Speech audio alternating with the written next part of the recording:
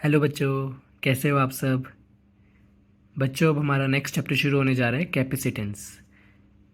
अब इसको हम कैपेसिटर को हम कंडक्टर भी कह सकते हैं, ये याद रखना। तो अब हम इससे शुरू करते हैं। कंडक्टर होता क्या है। कंडक्टर एक ऐसा डिवाइस होता है जो कि अपने अंदर एनर्जी स्टोर करता है। और वो कैसे एनर्जी स्टोर करता है? In the form of potential energy. और पोटेंशियल एनर्जी जो है इलेक्ट्रिक फील्ड के अंदर होती है। A conductor is a device which can store energy in the form of potential energy in an electric field. ठीक है। अब capacitance of an isolated conductor, कोई भी कंडक्टर का हमें कैपेसिटेंस जब निकालना हो तो वो कैसे निकालेंगे। हमें ये पता है Q is directly proportional to V. तो अब डायरेक्टली प्रोपोर्शन को निकालने के लिए, मतलब कि उसको हटाने के लिए, हमें एक कॉन्स्टेंट लेके आना पड़ेगा जिसको कहेंगे हम सी। तो सी को क्या लिख सकते हैं? Q by we. सी जो होता है यहाँ पे उसको कहते हैं हम कैपेसिटेंस। अब C is equal to Q by V. अब इसकी डेफिनेशन देख लेते हैं कैपेसिटेंस की क्या होती है ऑफ ए कंडक्टर, मतलब कि कैपेसिटेंस ऑफ ए कंडक्टर की डेफिनेशन देखते हैं क्या होती है। If we want to charge a conductor up to 1 volt, amount of charge required to do so is capacitance of conductor.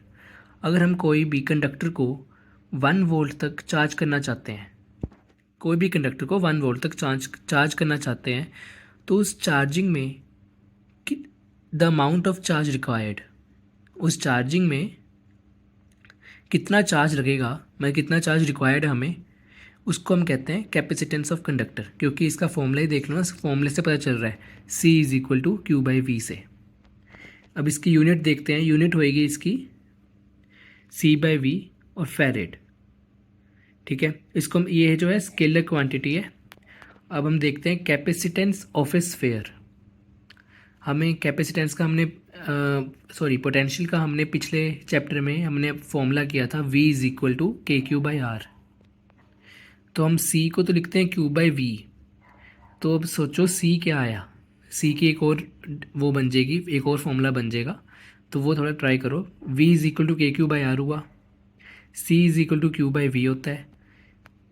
तो वहाँ पे क्यू क्यू कट जाएगा, तो ये बन जाएगा 4 पाई एप्सिलॉन नॉट आर, क्योंकि के जो होता है 1/4 पाई एप्सिलॉन नॉट कहते हैं।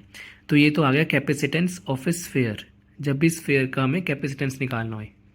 क्योंकि स्फेयर के पोटेंशियल का हमने निकाला था V is equal to K Q by are, उसका जो रेडियस होएगा आर होएगा।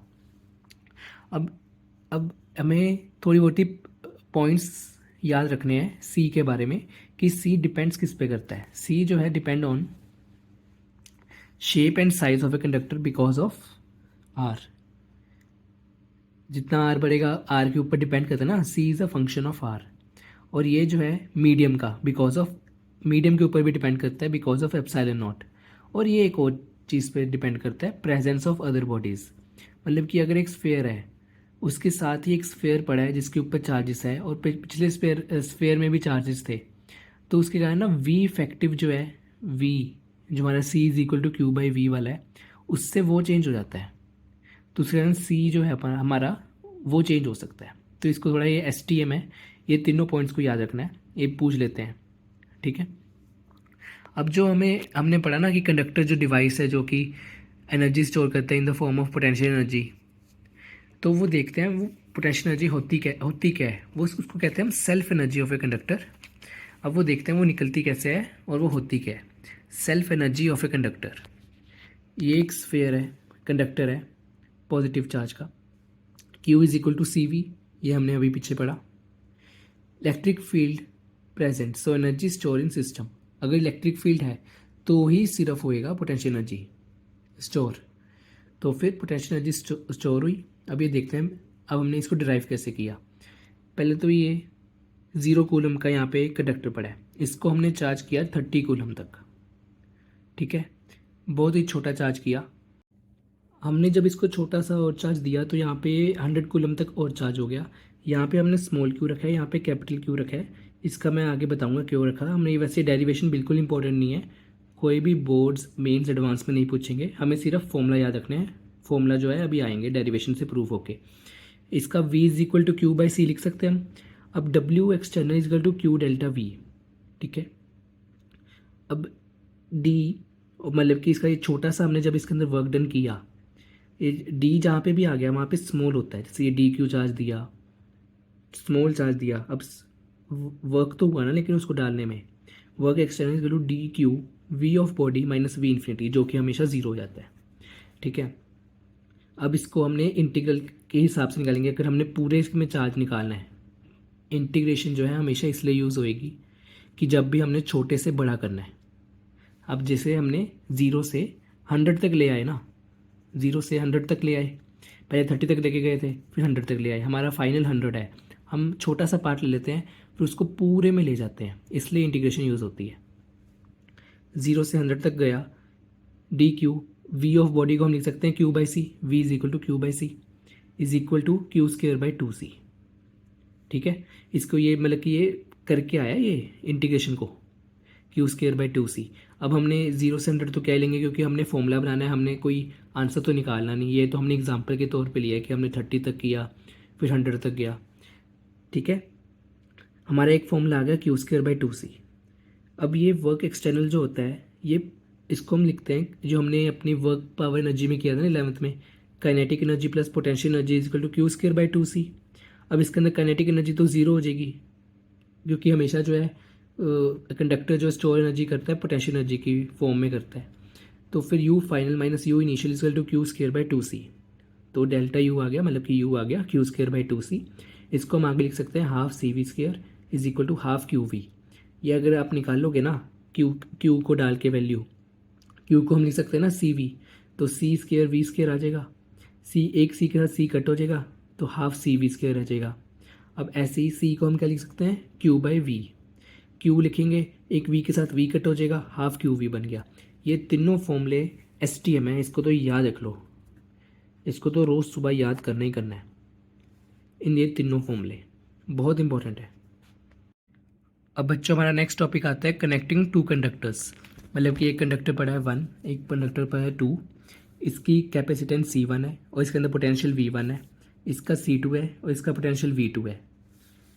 अब इनको हमने कनेक्ट करना है, इनका फिर हमने निकालना है, कॉमन पोटेंशियल निकालना है, फिर इसके अंदर जो फाइनल चार्जेस बनेंगे 1 और 2 पे, और हीट लॉस क्या हुई जब हमने इनको कनेक्ट किया।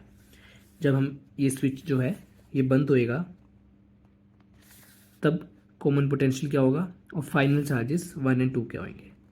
हमने ये स्विच बंद करना है जब।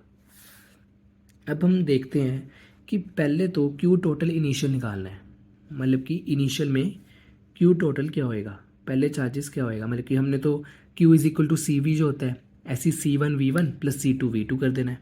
अब जब फाइनली जब ये कनेक्ट कर हो गए, पहले कनेक्ट नहीं थे, ये नहीं कनेक्ट थे ना, अभी जोड़े हमने ये तो। अब जब फाइनली जब हमने इनको जोड़ा तो Q1 डैश हो गया, मतलब कि इसके अंदर चार्जेस जो है फ्लो की होंगे ना आपस में, तो इसके अंदर Q1 डैश है, Q2 डैश है और VV रहेगा इसके अंदर, क्योंकि हमने पढ़ा था कि जब भी 2 कंडक्टर्स कनेक्ट होंगे तो चार्जेस तब तक फ्लो करेंगे जब तक पोटेंशियल V ना हो जाए, उनका सेम ना हो जाए। तो QT फाइनल क्या होएगा, Q total final is equal to C1V plus C2V। हमने इसके अंदर C1 C2 लिखा है क्योंकि Q1 अलग अलग है, Q और मतलब कि चार्जेस अलग अलग है, तो यहाँ पे C1V प्लस C2V, इसको हम लिख सकते हैं C1 plus C2 into V। अब चार्जेस जो है हमेशा कंजर्व रहते हैं, ये हम पढ़ते आए हैं कि चार्जेस आर कंजर्व्ड हमेशा। तो हम Q total initial is equal to Q total final होंगे। ये क्वेश्चन सॉल्व करने के लिए बहुत इंपॉर्टेंट मेथड है कि जब भी कोई क्वेश्चन में चार्जेस की उन्होंने बीच में उलझा दिया ना, तो हमेशा चार्जेस कंजर्व वाला लगा दो कि Q total initial is equal to Q total final. कई क्वेश्चंस आगे हम देखेंगे वैसे सॉल्व हो रहे होंगे। तो चार्जेस कंजर्व्ड है, C1V1 plus C2V2 is equal to C1 plus C2 into V, because charges are conserved. तो इससे पोटेंशियल क्या आ गया, C1V1 प्लस C2V2 अपॉन में C1 प्लस C2, ये V जो यहाँ पे लग गया और ये C1 प्लस C2 डिनोमिनेटर में चला गया। अब Q1 डैश जो आ गया C1V आ गया और Q2 डैश जो आ गया C2V आ गया। जो हमारा बी पार्ट था ना, फाइनल चार्जेस बताने हमने 1 और 2 पे सेपरेटली, तो Q1 डैश आ गया C1V, Q2 डैश आ गया C2V। अब हमने बतानी है हीट लॉस, कि जब पहले इनिशियली जब ये कनेक्टेड नहीं थे तब क्या हीट थी, और जब ये फाइनली कनेक्ट हुए तब क्या हीट हुई। अब हमारा U initial U1 plus U2 मतलब जो फर्स्ट कंडक्टर के अंदर है और सेकंड कंडक्टर के अंदर चार्जेस स्टोर हो रहे हैं, वो कैसे निकालेंगे हम, हाफ C1 V1 स्क्वायर, जो हमने अभी पिछला फॉर्मूले पढ़े थे ना, half QV half C1 half CV square Q²/2C, ये वहाँ से हम ये वाला फॉर्मूला लेंगे और U फाइनल C2 आ जाएगा और यहाँ पे C1 आ जाएगा। अब हीट लॉस क्या होएगी, V initial minus V final. अब इनको सॉल्व करके ना ये बन जाता है हाफ C1 C2 अपॉन में C1 + C2 V1 minus V2 का होल स्क्वायर। अब ये भी ये जो है ना, ये स्ट्रेट टू माइंड कर लो, ये भी बहुत इंपॉर्टेंट है, ये डायरेक्टली पूछ लेते हैं फॉर्मूले के हिसाब से। यहाँ पे वैल्यूज़ दी होंगी, सीधा फॉर्मूला लगाओ और हो गया। हाँ, अगर नहीं याद कर सकते थोड़ा निकालना सीख लो, लेकिन अगर स्ट्रेट टू माइंड कर लोगे बहुत ईजी है इस फॉर्मूले को। ठीक है, अब बच्चों देखते हैं हम कि कैपेसिटर जो है या कंडक्टर जो है या कंडेंसर जो है वो कैसे बनता है। ये जो है ये कंसिस्ट होता है two conductors separated by an insulator और डाइलेक्ट्रिक, कि दो कंडक्टर्स जो है उनको जो जब ये सेपरेटेड होते हैं बाय एन इंसुलेटर या डाइलेक्ट्रिक आगे आएगा, मतलब कि जैसे हवा होगी, पानी हो गया, इनके हिसाब से जब ये आपस में सेपरेट होते हैं तो वैसे बनता है कैपेसिटर। अब कैपेसिटेंस को कहते हैं, हमें पढ़ाई C=Q/V। ठीक है, Q जो है चार्जेस जो है कंट्रीब्यूट इन इलेक्ट्रिक फील्ड, ये तो हमें पता ही है क्योंकि हमने गॉस लॉ में यही पढ़ा था, E.ds = Q/E.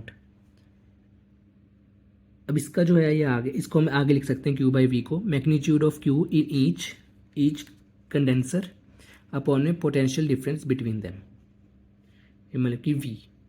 ठीक है, अब कैपेसिटेंस निकालते हैं हम पैरेलल कैपेसिटर का, capacitance of A parallel capacitor. यहाँ पे देख लो, यहाँ पे हमें 2 रोड्स दी हुई है, जिसके ऊपर एक के ऊपर चार्ज है +Q, एक के ऊपर चार्ज है -Q, इनके बीच का डिस्टेंस D है। ठीक है, अब यहाँ पे इलेक्ट्रिक फील्ड जा रही होगी पॉजिटिव से नेगेटिव, ये तो हमें पता ही है, और इनका एरिया A है, इसका भी एरिया A है। अब E एट पॉइंट P, ये देखो, ये हम कैसे निकालेंगे, σ/2ε0 + σ/2ε0। ये बताओ कैसे आया, ये हमने इलेक्ट्रोस्टैटिक्स में अभी की है, जब हमने एप्लीकेशंस ऑफ गॉस लॉ किया था, तब electric field in infinity plane, हमने तभी ये फॉर्मूला पढ़ा था ना, σ/2ε0, जब हमने एक इन्फिनिटी प्लेन लिया था, उसके अराउंड हमने सिलेंड्रिकल गॉसियन सरफेस बनाई थी, तब वहाँ पे आया था σ/2ε0। तो अब ये दोनों इनका अलग अलग लिया ना, σ/2ε0 ये वाला, ये σ/2ε0 ये वाला, इसका दोनों ये प्लेन्स ही है, ये हम इन्फिनिटी रोड्स है, ये इन्फिनिटी प्लेन्स। ठीक है, = σ/ε0 आ गया। अब यहाँ पे ये D इज़ वेरी स्मॉल, मतलब कि ये विड्थ जो है इनकी बड़ी छोटी है, मतलब छोटी पतला सा ये, तो दिखाने के लिए मैंने मोटी बनाई है, लेकिन ये है बहुत पतली विड्थ। यहाँ पे ये D डिस्टेंस ना समझ आना, ये डिस्टेंस भी वैसे बहुत छोटा ही होता है इनके बीच में, बहुत ही छोटा, तो हम, लेकिन इनके अंदर विड्थ भी बहुत छोटी होती है, बहुत पतला होता है ये। तो ΔV क्या लिख देंगे हम, σ/ε0 × D। ये बताओ कैसे आया, हमने पढ़ा था ना V = E.D, तो यहाँ पे आ गया ना, E जो है σ/ε0 × D, इनके बीच का डिस्टेंस, C = Q/V Q/ε0D × ε0। ठीक है, = AQ अपॉन में Q × D, Q कट हो जाएगा, तो C आ गया हमारा Aε0/D। ये भी STM है, स्ट्रेट टू माइंड,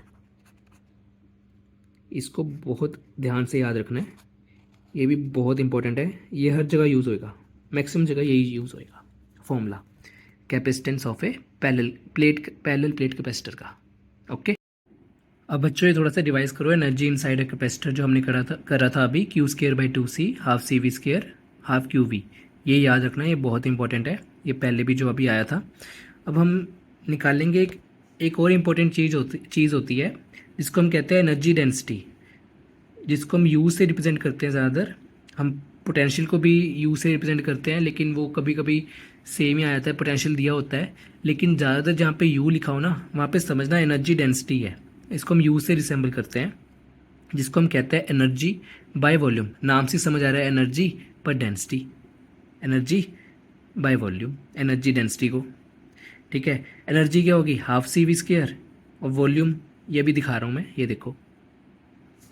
देखो यहाँ पे जो आया energy density, energy by volume half C V square, volume क्या होएगा पैरेलल प्लेट कैपेसिटर का ए इंटू डी, वॉल्यूम वही होते हैं ना, एरिया इंटू लेंथ, तो ए एरिया ऑफ कैपेसिटर, इनके बीच की लेंथ इंटू डी। तो हमने सी अभी पढ़ा था half A epsilon not by D, ठीक है। वी हो जाता है V is equal to E into D, ये हमने अभी इलेक्ट्रोस्टैटिक्स में पढ़ा था, तो ई डी का स्क्वायर आ गया अपॉन में ए इंटू डी। तो ये सारी टर्म्स जब हम कटा कटू के जब हम लिखेंगे इस फाइनल आंसर, तो यू आता है half epsilon not E square, ये भी स्ट्रेट टू माइंड है, ये एसटीएम है, ये जनरल रिजल्ट है, मतलब कि हर जगह चलेगा। एनर्जी बाय वॉल्यूम तो हमेशा एनर्जी डेंसिटी होती है, ये जनरल रिजल्ट है। ये स्फेरिकल कंडक्टर ले लो जोन सा, क्योंकि इसके अंदर ए डी सब कैंसिल हो जाएंगे ना, तो एप्सिलॉन नॉट ई स्क्वायर आ जाएगा। स्फेरिकल कंडक्टर ले लो, पैरेलल प्लेट कैपेसिटर ले लो, कोई भी कैपेसिटर ले लो, हमेशा यही रिजल्ट आएगा, इसलिए मैं लिखा है it is a general result. ठीक है, अब हम एक और टॉपिक करते हैं आज का, चार्जिंग अ कैपेसिटर। हम कैपेसिटर को कैसे चार्ज हो रहेगा, जब हम इसको अपनी सर्किट में कनेक्ट करेंगे तब चार्ज कैपेसिटर पे कैसे आएगा ये हम देखते हैं। ये मान लो देखो, जैसे ये V है ना, ये बैटरी है, पोटेंशियल देगी हमें, तो फिर हम यहाँ से हमारा चार्ज जाएगा, पॉजिटिव से नेगेटिव जाता है ना हमेशा, तो हमारे यहाँ से जाएगा हाई पोटेंशियल तो लो पोटेंशियल हमेशा चार्ज ट्रांसफ़र करता है, तो फिर यहाँ पे जाएगा क्यू चार्ज, यहाँ पे जहाँ पे डिपॉजिट हो रहेगा वहाँ पे आएगा हमेशा पॉजिटिव क्यू कैपेसिटर पे, पैरेलल प्लेट कैपेसिटर में, और जहाँ से निकल रहा होगा वहाँ पे हमेशा आएगा negative Q, negative charge deposit होएगा वहाँ पे। तो अब यहाँ पे एक लूप बन गई, यहाँ पे जो है यहाँ पे भी V ही पोटेंशियल जो है यहाँ पे आ जाएगा, इनके बीच में V पोटेंशियल जो है इंड्यूस हो जाएगा। हमारा सी कैपेसिटेंस हमें पता है epsilon not A epsilon not by D होता है, ठीक है। अब by Kirchhoff's law V minus V dash is equal to zero, मतलब कि अब हमने V डैश निकालना है अगर, तो हमने पहले इसके अंदर लेट किया था ना कि ये V डैश होएगा यहाँ पे पोटेंशियल, हमने V dash is equal to V निकालना है, किरचॉफ लॉ के साथ आएगा, ये थोड़ा प्रूफ भी कर दिया मैंने कि V minus V dash is equal to zero, V is equal to V dash, यहाँ से आया कि इसके अंदर ये पोटेंशियल V ही आएगी, जो यहाँ पे बैटरी की होएगी वही कैपेसिटर के अंदर होएगी पोटेंशियल, ठीक है। अब charge flow Q is equal to C V, ये हमने पढ़ा। When we connect capacitor with a battery, charge on capacitor is plus C V and minus C V, मतलब plus Q and minus Q, ठीक है। Voltage across C is same as voltage across battery, ये भी अभी हमने prove किया bye Kirchhoff law. अब हम ये देखते हैं जब बैटरी डिस्चार्ज हो रही होगी तब असली में हो क्या रहा होगा। तब देखो जैसे यहाँ पे बैटरी डिस्चार्ज हुई जब अपनी, तब इसके ऊपर प्लस क्यू और माइनस क्यू चार्ज इंड्यूस हुआ। अब ये जब यहाँ पे ये जो मैंने यहाँ पे ये मेंशन बड़ा करके लिखा है, बड़ा करके इस फिगर को बनाया थोड़ा, कि जब ये क्यू और क्यू चार्ज आ रहेगा, मतलब कि हाई पोटेंशियल से लो पोटेंशियल हमेशा चार्ज जो है ट्रांसफ़र होता है। तो यहाँ पे यहाँ पे हमने इसको सेकेंड पॉइंट मान लिया, इसको फर्स्ट पॉइंट मान लिया। V2 is greater than V1, क्योंकि हाई पोटेंशियल से लो पोटेंशियल में जा रहा है। मैंने इस पार्ट को यहाँ पे बड़ा करके दिखाया है, ठीक है। तो फिर पोटेंशियल भी वहाँ का ज़्यादा होएगा, क्यों आएगा वो सोचो थोड़ा, क्योंकि U is equal to half C V square, तो डेल्टा U लिख सकते हैं U2 minus U1, Q V2 minus V1, इसको ऐसे भी लिख सकते हैं क्योंकि एनर्जी सप्लाइड होती है QV, तो डेल्टा U आ जाएगा QV, तो एनर्जी सप्लाइड जो होती है वो यहाँ पे आ जाएगी QV, charge flow into voltage across the capacitor, ठीक है। चार्ज जितना फ्लो हुआ और voltage across the capacitor. Energy stored half QV, energy stored in the capacitor in the form of potential energy half QV, ये अभी हमने पीछे पढ़ा। और हीट लॉस कितना हुआ, फिर इन दोनों को सब्ट्रैक्ट करके energy supplied minus energy stored, उतना हीट लॉस हो गया, हाफ QV और हाफ सी वी स्क्वायर, ठीक है। ये दोनों सेम ही आ गए, तो सोचो ये हाफ हो गया ना आपस में, ठीक है ना। हीट लॉस पे हमारा हाफ QV आ जाएगा, क्योंकि हमारा एनर्जी सप्लाइड QV था, energy stored in the capacitor in the form of potential energy half QV, तो हीट लॉस हो गया हाफ क्यू वी, इन दोनों को सब्ट्रैक्ट करके। आज हमारा हमने यहीं तक पढ़ना था। कल हम केसेस करेंगे कि जब डिस्टेंस बढ़ाया गया हमने प्लेट्स के बीच में, तब क्या होएगी, तब क्या कंडीशंस मानी जाएंगी, तब यू क्या होएगा, तब चार्ज क्या ट्रांसफ़र होएगा, तब पोटेंशियल क्या होएगी। ये सब कुछ हम कल पढ़ेंगे। ऐसे ही अब नोट्स रिवाइज करते रहो और इस वीडियो को लाइक शेयर एंड सब्सक्राइब ज़रूर करना। Thank you.